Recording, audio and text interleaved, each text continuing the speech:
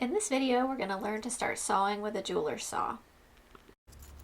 First, we're going to transfer our image to our metal. I have a printed out image on regular office paper.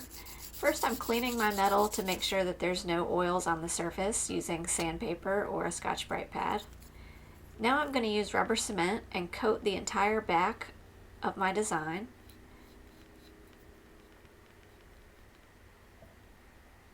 Then you want to place your design on your metal and smooth it out, making sure there's no air bubbles. And then you need to let that dry for at least 5 minutes before sawing.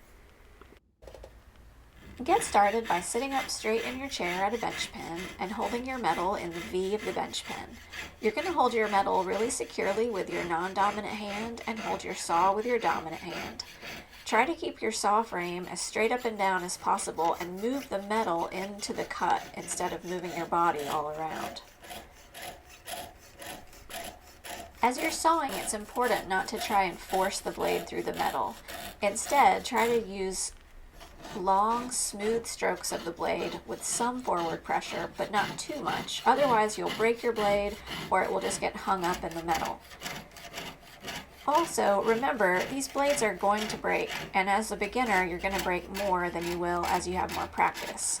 But no matter how good you are, the saw blades are not meant to last forever, and they will break. That's why they sell them in packs of 144. Here I've mostly been sawing along a curve, which is a good thing to practice, but let's zoom in a little and see what happens when you get to an angle. I'm going to approach this corner here, and if I just try to turn abruptly, my blade's going to break. So what I'm going to do is saw in place for a few strokes as I turn the metal the direction I want to go, and then I can go forward again. Here I'm going to do it again.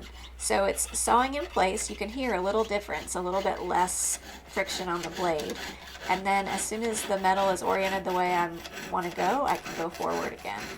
This does take practice, but it's really important to be able to turn corners. As I finish sawing off this piece, there's a few things I want to remind you. One is, you'll notice I try to always avoid sawing towards my fingers. That's going to become really critical as we saw through the end of the piece, but it's never a good idea to saw towards your hands. Also, I recommend wearing safety glasses when you saw. As you can see, there's a lot of little bits of metal flying around, and when your blade breaks, sometimes the pieces of the blade can go flying, and so you want to protect your eyes.